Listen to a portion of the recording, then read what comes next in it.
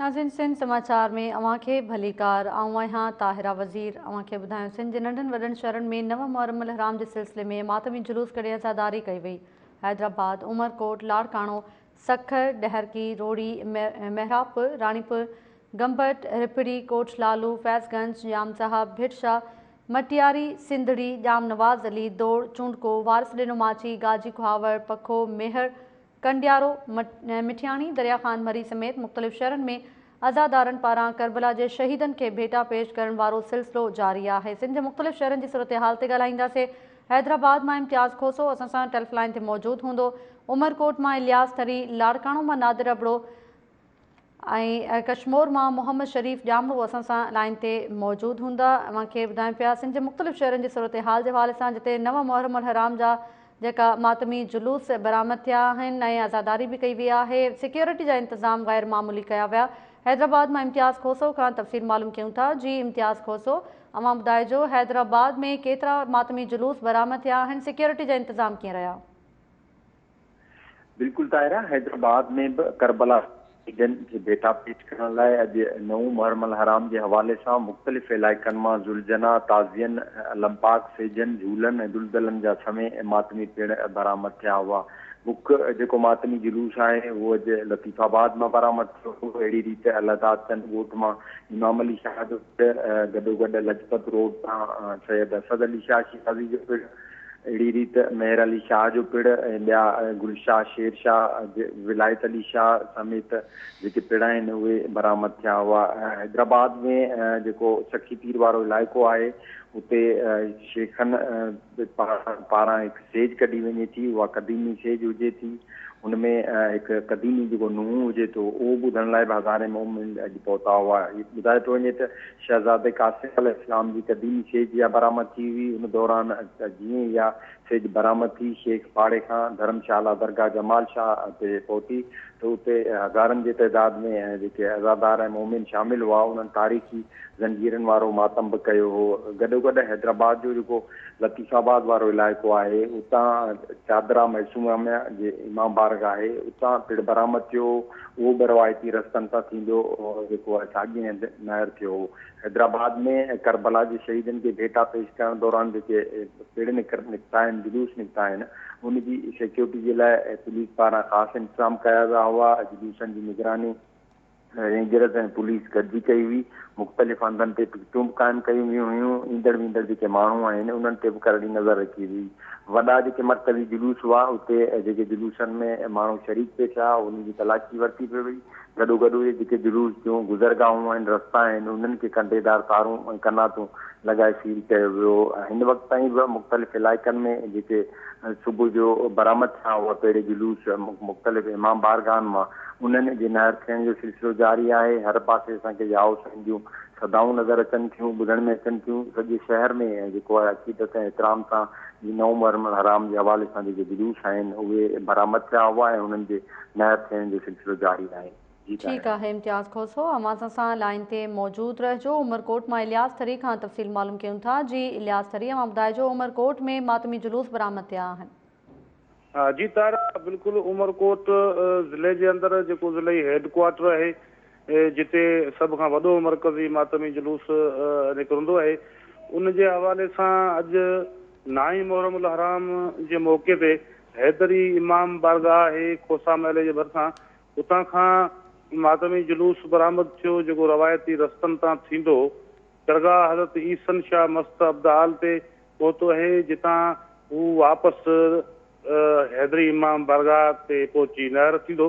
जॾहिं त अॼु तव्हांखे इहो ॿुधाईंदो रहां त उमरकोट जिते अक़लियती बिरादरी जो तमामु वॾो हल्को मौजूदु आहे, रिहाइश पज़ीर आहे, जिते इन ॾहे जे दौरान जो मुहर्रम अल हराम जो ॾह इन दौरान एहतराम ऐं इज़त सां अक़लियती बिरादरी बि इन अज़ादारी वारे सिलसिले में शामिल रहंदी आहे।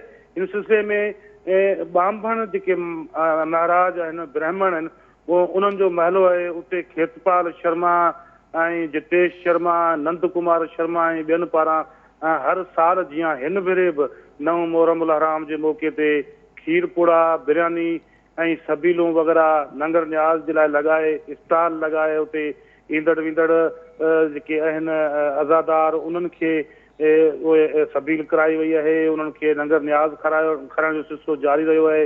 ऐं संदन चवणु हुयो त असां शहीद जेके आहिनि करबला जा उन्हनि जी जेका लाज़वाल कुर्बानी आहे उनजी यादि में हर साल इहा 9 मुहर्रम ते लंगर न्याज़ कंदा आहियूं। इलियास टरी अवां सां लाइन ते मौजूद रहिजो। सिंध जे मुख़्तलिफ़ शहरनि जी सूरत हाल जे हवाले सां अव्हांखे ॿुधायूं पिया। लाड़काणो मां नादिर अबड़ो बि असां सां टेलीफोन लाइन ते मौजूद आहे। जी नादिर अबड़ो, अव्हां ॿुधाइजो लाड़काणो ऐं भर पासे वारनि इलाइक़नि में मजमूई तौरु केतिरा मातमी जुलूस बरामद थिया आहिनि?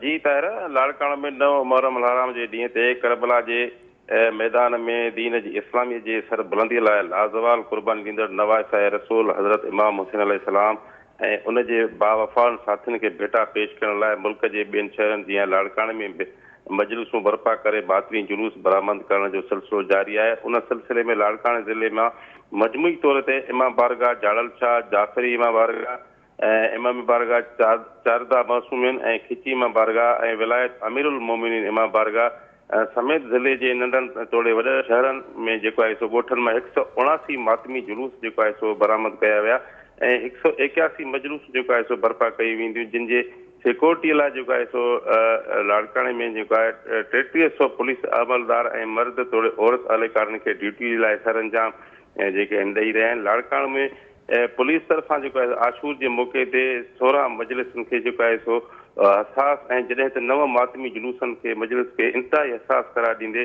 उन्हनि जी सिक्योरिटी इंतिहाई सख़्तु कई वई आहे। SSP लाड़काणो इमरान कुरैशी शहर जे मुख़्तलिफ़ इमाम बारगाहनि जो दौरो करे सिक्योरिटी इंतज़ामनि जो जाइज़ो वरितो वियो ऐं हुन इमाम बारगाहनि जी मुंतज़मीन ऐं मुख़तिबीन अंजुमन जे अॻुवाननि सां मुलाक़ातूं कयूं ऐं मालूमात वठी लाड़काणो पुलिस तरफ़ां मुहर्रमुल हराम जे दौरान कंहिं बि जेको आहे सो अणंदड़ वाक़े खे सूरत हाल ख़राब थियण लाइ मुंहुं ॾियण लाइ पुलिस हेडक्वार्टर आंदो ऐं एडवांस जेको आहे सो दहशतगर्दी त्रो जेके पलटून आहे उनखे स्टैंड बाय रखियो वियो आहे। हुकूमती हिदायतुनि मूजिबि कोरोना वायरस जे फैलाव खे रोकण लाइ SOPs ते भरपूर जेको आहे सो अमल दरामद खे यकीनी बणायो वियो आहे। पूरे ज़िले में वाल चाकिंग, इश्तिहाल अंगेज़ जेके तक़रीर ऐं हथियारनि जी निमाश ते पिणु सख़्तु पाबंदी लागू कई वई आहे ऐं प्लान मूजिबि जेको आहे सो special branch district intelligence branch जे ज़रिए समूरनि रूटनि ते जेको आहे सो इमाम बारगाहनि जी चकास करे उन्हनि खे क्लियर करार कयो पियो वञे ऐं समूरनि इमाम बारगाहनि में जुलूसनि जी जेका जामिया सिक्योरिटीअ लाइ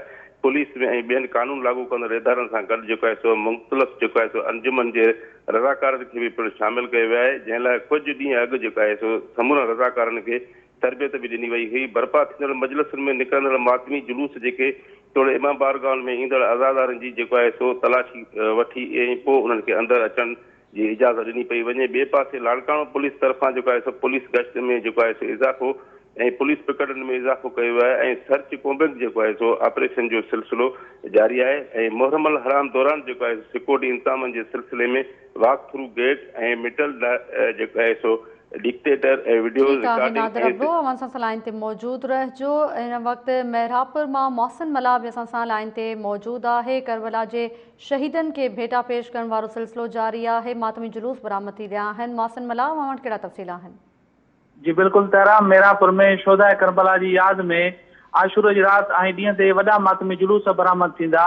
अॼु आशूर जी राति मरहूम जवान अब्दुल लतीफ़ मला जी रहाइश गदा शहज़ाद अली असगर जे झूले वारी ज़री ऐं अलम पाकनि जो रवायती अंदाज़ दौलत शना ते या हुसैन जी पुरदर्द सदाउनि सां जुलूस निकिरी मलाह जे पिण ते बिना दुआ जे नहर थियो आहे।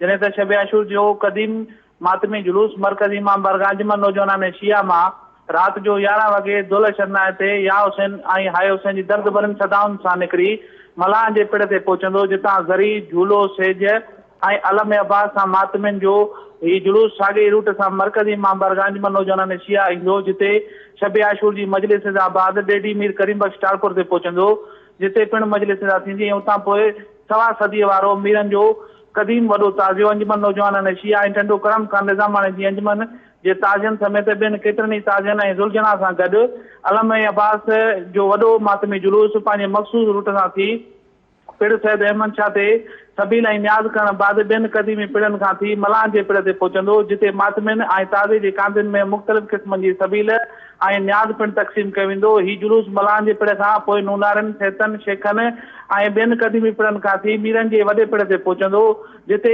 वॾे ताज़े खे अलमे हज़रत अब्बास सां तवाफ़ कराइण बैदि ज़ियारतगाह में रखियो वेंदो। ताज़े रखण खां पोइ मातमियुनि पारां घुर्ज़ुनि जो ज़ोरदार मातम करे शोधा करबला खे भरपूर नमूने सां पुरसो ॾिनो वेंदो। उतां पोइ मजलिस खां बैदि जुलूस पंहिंजे मख़सूस रूट खां थी पंहिंजी मंज़िल तरफ़ रवानो थी मरकज़ी इमाम बारगाह अंजुमन नौजवानान शिया में इख़्तिताम पज़ीर थींदो। बिना दुआ जे आशूर वारे ॾियारे ते हिते 4 वॾा मातमी जुलूस कढिया वेंदा। पहिरियों मातमी जुलूस महिरबानी अवांजी मोहसिन मला मां मेरापुर जे सूरत हाल जे हवाले सां ॿुधायो। अवांखे ॿुधायां पियासीं जे मुख़्तलिफ़ शहरनि जी सूरत हाल जे हवाले सां जिते करबला जे शहीदनि खे भेटा पेश करण जे सिलसिले में मातमी जुलूस बरामद थी रहिया आहिनि ऐं मजलिसूं बि मुनक़िद कयूं पियूं वञनि। करबला जे शहीदनि खे भेटा पेश करण लाइ इहो सिलसिलो जारी आहे ऐं सिक्योरिटी जा इंतज़ाम गैर मामूली कया विया आहिनि या हुसैन जूं सदाऊं बुलंद थियण लॻियूं आहिनि। सिंध जे मुख़्तलिफ़ शहरनि जी सूरत हाल जे हवाले सां अव्हांखे ॿुधायां पिया नाज़रीन। हैदराबाद, उमरकोट, लाड़काणो ऐं मेरापुर खां पोइ रुख कयूं था गंबड़ जो। हफ़ीज़ मंगी असां सां लाइन ते मौजूदु आहे। जी हफ़ीज़ मंगी, कहिड़ा तफ़सील आहिनि अव्हां वटि? जी, गंबट समेत अगड़ा, खोड़ा, राज़ीदरो, रिपड़ी, बहारो, ट्रिबुमेशा, फ़कीराबाद समेत नंढनि वॾनि शहरनि में मजलिसनि ऐं आज़ादारी जो सिलसिलो हलंदड़ आहे। अॼु गंबड़ भरिसां ॻोठु मूसा थेबो आहे जंहिंमां मातमी जुलूस जेको आहे उहो बरामद कयो वियो हो, जेको पंहिंजे रवायती रस्तनि खां थींदो ॻोठु फैज़ल महर में शेखनि जी इमाम बारगाह ते पहुतो, जिते आज़ादारनि ऐं मोमिननि पारां जेको आहे या हुसैन जूं सदाऊं जेके आहिनि उहे बुलंद कयूं वियूं हुयूं। उन खां बाद में आज़ादारनि उते सीना ज़नी ऐं ज़ंजीर ज़नी ऐं तलवारुनि सां जेको आहे उहो पिणु मातम कयो आहे। जॾहिं त सख़्तु गर्मी ऐं मातम सबबु उते 5 जेके आज़ादार हुआ उहे बेहोश थी विया हुआ, जिन खे पिणु फर्स्ट एड ॾिनी वई ऐं 100 खां वधीक जेके आज़ादार हुआ ज़ंजीरनि ऐं तलवारनि सां मातम करण सबबु उहे ज़ख़्मी थी पिया हुआ, जिन खे पिणु आल हुसैनी स्काउट पारां जेको आहे फर्स्ट एड ॾिनी वई। जॾहिं त उते जेके मौजूदु आज़ादार हुआ उन्हनि जो चवणु हुयो त हज़रत इमाम हुसैन अलैहिस्सलाम जी जा क़ुर्बानी आहे उहा अज़ीम क़ुर्बानी आहे, उनखे कॾहिं बि जेको आहे उहो विसारे नथा सघूं। हज़रत इमाम हुसैन इस्लाम जी क़ुर्बानी खे यादि करण लाइ हीउ जेको मातम आहे उहो कयूं पिया, ज़ंजीर ज़नी ऐं सीना ज़नी कयूं पिया। उनजो जेको सिलसिलो आहे उहो 100 सालनि खां वठी असांजे अबनि ॾाॾनि खां हलंदड़ आहे, जेको अॼु बि जेको आहे उहो क़ाइमु आहे। ऐं अव्हांखे ॿुधाईंदा हलूं त इन मौक़े ते जेके सिक्योरिटी जा इंतज़ाम हुआ उहे इंतिहाई सख़्तु कया विया हुआ ऐं जेके बि माण्हू मातमी जुलूस में या मजलिसुनि में जेके शरीक थियनि पिया उन्हनि खां पहिरियों जेका आहे उहा तलाशी वरिती वञे पई। उन खां बाद में मातमी जुलूसनि या जेके मजलिसूं आहिनि उन्हनि में शरीक थियण जो जेको हुई उहा दाख़िल थियण जी इजाज़त पिणु जेका ॾिनी पई वञे। जी ठीकु आहे हफ़ीज़ मंगी, अव्हां सां लाइन ते मौजूदु रहिजो। सिंधड़ी मां टाइम न्यूज़ जे रिपोर्टर असद शहर असां सां लाइन ते मौजूदु आहे। जी असद शहर, मां ॿुधाइजो सिंधड़ी ऐं भरपासे वारनि इलाइक़नि में बि मातमी जुलूस बरामद थिया आहिनि, सिक्योरिटी जा इंतज़ाम कीअं रहिया? अॼु मां तव्हांखे ॿुधाईंदो हलां त अॼु फुलाडियूं जी साले शाह जे पिण तां इमाम बारगाह जागीर अली अकबर तां मातमी जुलूस बरामद थियो, जेको फुलाडियूं जे शहीद चौक ते नहर थियो। उते जेको आहे सो आज़ादार जेका आज़ादारी कई, सीनाकोबी कई ऐं ज़ंजीर ज़नी कई। उन मौक़े ते जेको आहे सो ज़ाकिरा मंदूर लुंड उन जेको आहे सो मजलिसूं पढ़ियूं। उन जेको आहे सो साले शाह जे पिण मुतालिक़ ॿुधायो त हिते 75 साल पुराणो ऐं क़दीमी जेके आहिनि से जुलूस निकिरनि था, जेका रवायत सालनि खां हिते हलंदड़ आहे। उन मौक़े ते सिक्योरिटीअ जा जेके इंतज़ाम आहिनि उहे फुल प्रूफ कया विया। DSP सिंधड़ी ज़ुल्फ़कार क़ाइम खानी, SHO फुलाडियूं अमीन मरी, इंस्पेक्टर अमीर बख्श दर समेत स्पेशल ब्रांच जो अमलो ऐं बम डिस्पोजल स्क्वाड पिणु मौजूदु हो। जॾहिं त उन मौक़े ते जेको आहे सो शहीद चौक फुलाडियूं ते आज़ादारनि जेके से आज़ादारी कई ऐं मजलिस पिणु पढ़ी वई। जी ठीकु आहे असद शहर, अव्हां सां लाइन ते मौजूदु रहिजो। नाज़रीन, मूंखे ॿुधायो पिया सिंध जे मुख़्तलिफ़ शहरनि जी सूरत हाल जे हवाले सां करबला जे शहीदनि खे भेटा पेश करण वारो सिलसिलो जारी आहे। हिन वक़्तु टंडू मस्ती मां अब्दुल रज़ाक मरी असां सां लाइन ते मौजूदु आहे। जी अब्दुल रज़ाक मरी, कहिड़ा तफ़सील आहिनि अव्हां वटि? जी बिल्कुलु, टंडो मस्ती भरिसां 9 मुहर्रम हराम जे ॾींहं ते करबला जे शहीदनि खे भेटा पेश करण लाइ ॻोठु बचल खरड़ो मां मातमी जुलूस बरामद थियो, जंहिंमें आज़ादारनि वॾे तादाद में शिरकत कई। मातमी जुलूस ॻोठु मूसाणनि खां थींदो ड्रिब मेहर शाह इमाम बारगाह मुर्तदर महदी पहुतो, जिते मजलिस अज़ा कई वई, जंहिंमें उलमा इकराम ऐं ज़ाकिरीन पिणु ख़िताब कयो। जंहिं बाद अंजुमन सिपाही अली असगर ड्रिब मेहर शाह अंजुमन शोधा करबला ॻोठ बचल खरड़ो ऐं ॿियनि तज़ीमुनि पारां नुए खानी कई वई। बाद में आज़ादारनि पारां सीनाज़नी तलवारनि गुर्ज़नि ऐं ज़ंजीरनि ऐं चाकुनि जो मातम कयो वियो। मातमी जुलसो गुलाम ॻोठ माड़ी शेख तैब कोलाब जियल सादिक शाह चौधरी गुलाम हैदर ऐं हैदर बख्श गंजवाणी खां थींदो ॻोठ बचल खरड़ो में मेयर थियो।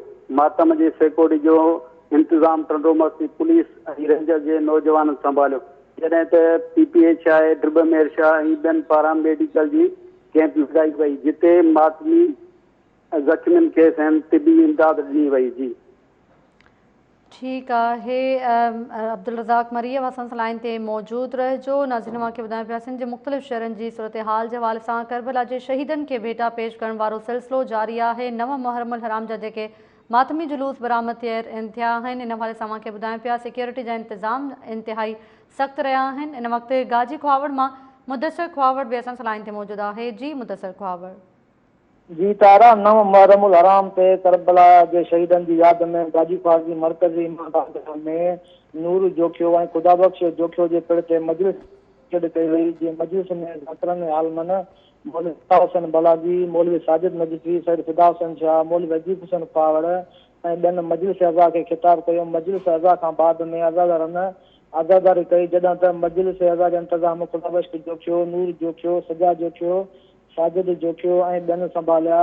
तारा मां तव्हांखे ॿुधाईंदो हलां त गुज़िरियल राति 9 मुहर्रम हराम जी राति ते गाजी ख्वावड़ जी मरकज़ी इमाम बारगाह मां शहज़ाद अमीर क़ासिम अलैहिस्सलाम जी सेज ऐं मातमी जुलूस बरामद कयो वियो हुयो, जेको मुक़ररु रवायती रस्तनि खां थींदो हो। मातमी जुलूस साॻी इमाम बारगाह ते फजर जो नहर थियो हुयो ऐं सुभाणे 10 मुहर्रम हराम ते गाजी ख्वावड़ लॻभॻि क़ानून ख्वावड़ जी मरकज़ी इमाम बारगाह मां मरकज़ी मातमी जुलूस ऐं क़दीमी जेके ताज़िया आहिनि ऐं शहज़ाद अली असगर जो थींदो आहे उहो बरामद कयो वेंदो ऐं सुभाणे आज़ादार जेके आहिनि ज़ंजीरुनि चाकुनि ऐं गुर्ज़नि जो मातम कंदा ऐं ॿिए ॾींहं ते 11 मुहर्रम हराम गाजी ख्वावड़ मां जुलूस ऐं क़दीमी ताज़िया जेके आहिनि बरामद कया वेंदा। जेको आहे तारीख़ी जेके मातमी जुलूस आहिनि उहे जेका साॻी इमाम बारगाह गाजी ख्वावड़ जी मरकज़ी इमाम बारगाह ते नहर थींदा ऐं हिन वक़्तु जेको आहे सोग वारो माहौल छायल आहे, हर तरफ़ या हुसैन जूं सदाऊं बुलंद आहिनि। जी तारा।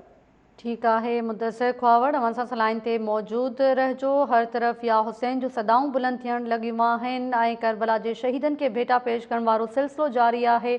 9 मुहर्रम हराम जा मातमी जुलूस बरामद थिया आहिनि। सिक्योरिटी जा इंतज़ाम बि इंतिहाई सख़्तु आहिनि। तव्हांखे सिंध जे मुख़्तलिफ़ शहरनि जी सूरत हाल जे हवाले सां ॿुधायोसीं।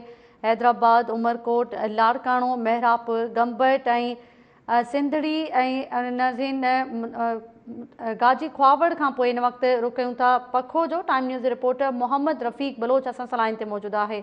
जी मोहम्मद रफ़ीक बलोच, कहिड़ा तफ़सील आहिनि?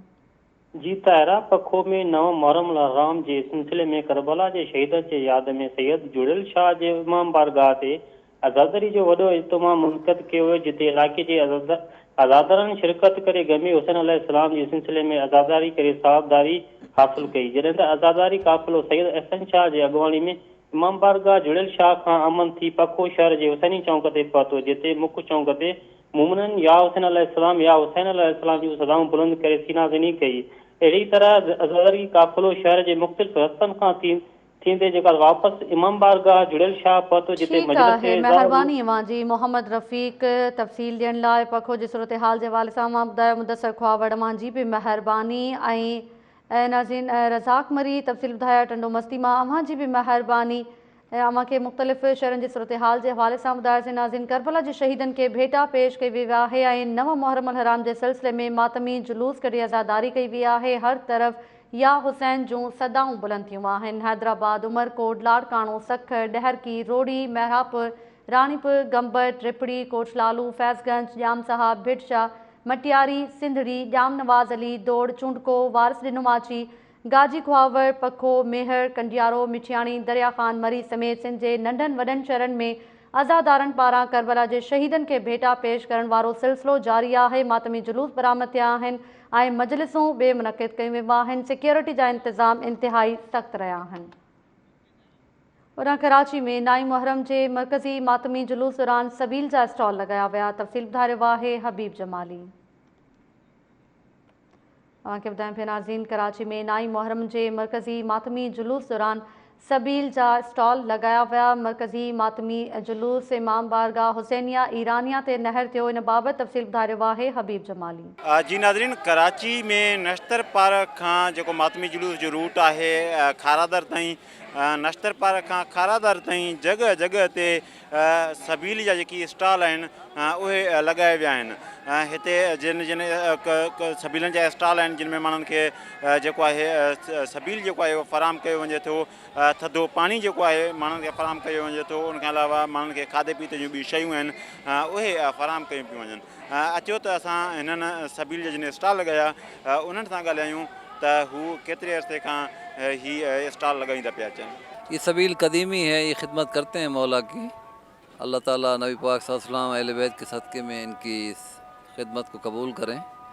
और जो यहाँ आते हैं आज़ादाराना इमाम हुसैन अलैहिस्सलाम, तो उनकी खिदमत के लिए ये काफ़ी अरसे से तो on the platform of the Anjuman Tanzeemul Momineen Larkana, तो इनके वालिद साहब ने इस्टेब्लिश की थी ये अंजुमन, और फिर ये हमारे अंकल अनवार मिर्ज़ा साहब ये इस सिलसिले को बढ़ा के रखा हुआ है इन्होंने मौला की अता से। सबील के लाड़काने जे हवाले सां लगे थी 30-35 साल थी विया आहिनि सबील के हिते लगे थी ऐं असां 40 ते बि हड़ंदा आहियूं ऐं 10 ते बि हड़ंदा आहियूं। ॿिन्हिनि प्रोग्रामनि में असांजी सबील हिते लॻंदी आहे। हे ॾींहं जेको आहिनि हे न त जेका सैयदनि ते जेको थियो आहे हे वॾो ज़ुल्म थियो, हो बि उन वक़्त जा जेका आहिनि सम्झो तो वक़्त जा बादशाह हुया जंहिं ज़ुल्म कया आहिनि ऐं हे ज़ुल्म रुगो करबला में न थिया आहिनि। हे असां ॾिसूं था तारीख़ त हे पुठियों थींदा रहंदा आहिनि। मैं जब अपने बचपन से था, जब से सबील पे आ रहा हूँ, उसको सबील की नौकरी कर रहा हूँ, और हमारी कोशिश यही होती है कि हम इस सबील से सबको करबला की याद में सबको पानी पिलाएं। तो हमारी कोशिश यही। सबील का जो हम ये सिलसिला कर रहे हैं पिछले तकरीबन 22-25 साल से अल्हम्दुलिल्लाह कर रहे हैं, और डे बाय डे इसमें इजाफा हो रहा है। हर साल पहले से बहुत ज़्यादा होता है।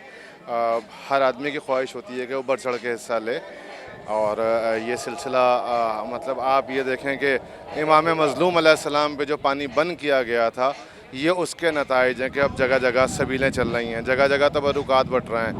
मौला इमाम हुसैन अलैहिस्सलाम की याद में जब से मौला 61 हिजरी से गए हैं, तब से उनकी याद में ये मोमिनीन जितना हो सकता है सबीलें लगाते हैं, ये काम करते हैं। और हमेशा हमारी ये दुआ है तो रोज़ क़यामत हमारी नस्लों में भी ये इसी तरीके से जारी और सारी रहे, और मौला की प्यास को याद करते हुए ये सबीलें इसी तरह जारी और सारी रहें। जो उनके बच्चों को सताया गया था, जो उन पर जुल्म किया गया था, ये उस जुल्म का नतीजा है कि अब जगह जगह इमाम हुसैन अलैहिस्सलाम का नाम लिया जा रहा है, उनके नाम पे पानी पिलाया जा रहा है, उनके नाम पे खिलाया जा रहा है। कैमरामैन यासीन सुमरो सां गॾु हबीब जमाली, टाइम न्यूज़ कराची। हबीब जमाली जी रिपोर्ट। अमां ॾिठी नाज़रीन जिते मरकज़ी मातमी जुलूस जे गुज़रगाह तां सबील जा स्टॉल लगाया विया। ओॾां भिटशा में हज़रत शाह अब्दुल लतीफ़ भिटाई जी दरगाह में करबला जे शहीदनि खे ॾिया ॿारे भेटा पेश कई वई। इन जा तफ़सील ॿुधाए रहियो आहे रजब बोज़दार। वफादार आले नबी पंजती पाक जिया मिली नौकरी, पाक जिया मिली नौकरी, हिया धरती भिटाई शहबाज जी सिंधुदारन जो मारे संभाली, सिंधुदारन जो मारे संभाली। जी बिल्कुल, भिटशा जी नगरी में यौम आशूर जा ॾींहुं वेझे थींदे ई आज़ादारी जो सिलसिलो बि वधीक तेज़ थी वियो आहे ऐं हर पासे या हुसैन जूं जेके सदाऊं आहिनि उहे बुलंद थी रहियूं आहिनि। असीं हिन वक़्तु दरगाह हज़रत शाह अब्दुल लतीफ़ भिटाई ते मौजूदु आहियूं। तव्हांखे हिन कैमरा जे असां ॾेखारे रहिया आहियूं त हिते करबला जे 72 शहीदनि जी यादि में हिते गंज शुहदा में 72 ॾिया बि ॿारिया विया आहिनि। जॾहिं त ॿिए पासे अवां ॾिसी रहिया आहियो त घोट क़ासिम जी मेहंदी ऐं मासूम अली असगर जो झूलो ताज़िया बि हिते मौजूदु आहिनि। हिते ज़ियारत लाइ उते वॾे अंग में मोमिन मर्द औरत ऐं अज़ादार जेके आहिनि उहे हिते पहुचनि था ऐं ज़ियारत बि कनि था ऐं उते पंहिंजी बास पूरी करण लाइ हिते नज़रानो बि रखनि था। हिते नगर न्याज़ बि रखियलु आहे। हिते वॾे अंग में जेके मुख़्तलिफ़ इलाइक़नि मां मर्द ऐं औरत मोमिन पहुची रहिया आहिनि। नगरी जेकी आहे शाह अब्दुल लतीफ़ भिटाई जी, उहो जेको हिते इमाम हुसैन अलैहिस्सलाम जो तॾहिं उहो पुरसो हिते विछायो थो वञे, पोइ हल्का जेके माण्हू ग़रीब आहिनि पोइ हिते अचनि था, पोइ हुते ज़ियारत कनि था, मरशिया पढ़नि था, नुआ पढ़नि था, पोइ हू पंहिंजो चवंदा असांखे जहिड़ो करबला जो सवाबु हिते मिले थो, जेतिरी हुन में ताक़त आहे।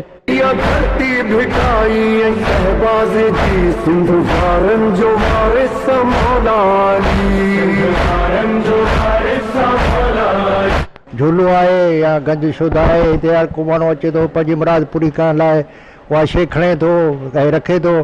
हीउ झूलो आहे जेको साल जो सॼा नसीब जे घरां निकितो आहे राति ऐं हिते रखियो आहे जो हर को माण्हू पंहिंजो उमेदूं खणी ईंदो आहे।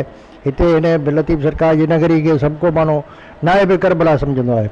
इन हिसाब सां असां झूला सेज इहा ताज़ियो आहे गंज शुद्ध आहे, उहा सैदनि जे असांजे मुर्शिद हवेली मां निकिरंदियूं आहिनि, उहा हिते ईंदियूं आहिनि।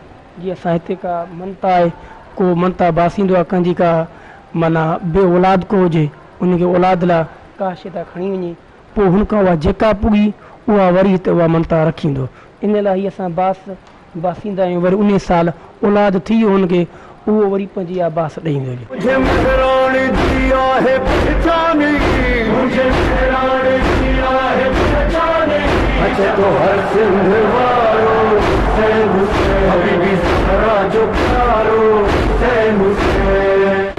लखनि जी तादाद में अचनि था ज़ाहिर जेके ज़ियारत कयो, पंहिंजी दिलि जी उमेदूं जेके तमन्नाऊं आहिनि उहे हिते बासे कयो। तव्हां ॾिसी सघो था हीअ हिते जेके रखंदा अचो, कंहिंमें खीरणी आहे, कंहिंमें का बि शइ आहे, को छला अचनि था, उहे पंहिंजी दिलि जी यकीन सां उहे खणी था वञनि।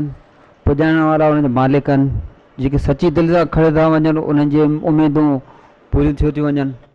महरम मोटी आयो आया तान इमाम, मदीने जा जाम मौला मूंखे मिली। असीं हर साल हिते इमाम हुसैन जी यादि में ॾिया ॿारे मज़लूम करबला खे भेटा ॾींदा आहियूं। ऐं हिते हज़रत अब्बास जे नाले जो सिको आहे, हर साल माण्हू खणी वेंदा आहिनि मुराद करे, तमन्ना करे, जेका बि उन्हनि जी दिली मुराद हूंदी आहे वरी मौला उन्हनि जी पुॼाईंदो आहे, त वरी उहे सिका हिकु साल जा उन सिक जे बराबरि न्याज़ तौरु हिते ॾेई वेंदा आहिनि। जी बिल्कुलु, तव्हां ॾिसी रहिया हो हिते त गंज शुहदा में 72 ॾीआ जेके आहिनि उहे ॿारिया विया आहिनि। 72 ॾीआ करबला जे 72 शहीदनि जी यादि में ही ॿारिया विया आहिनि। ऐं जॾहिं त ॿिए पासे हिते ॾिसी रहिया हो त घोट क़ासिम जी मेहंदी, मासूम अली असगर जो झूलो, ताज़िया आलम पाक बे दरगाह हज़रत शाह अब्दुल लतीफ़ भिटाई ते मौजूदु आहिनि, जिते मुख़्तलिफ़ इलाइक़नि मां आयल मोमिन ऐं अज़ादार जेके आहिनि उहे ज़ियारत बि करे रहिया आहिनि, उहे पंहिंजी बास बि हिते खणी रहिया आहिनि। हिननि जूं ॻाल्हियूं तव्हां ॿुधो हिननि टाइम न्यूज़ सां, पंहिंजा वीचार वंडिया। कैमरामैन टीम सां गॾु रजब अली बोज़दार, टाइम न्यूज़। बिरशा मां रजब बोज़दार जी रिपोर्ट मां ॾिठी नाज़रीन। सिंध समाचार में फ़िलहाल एतिरो ई।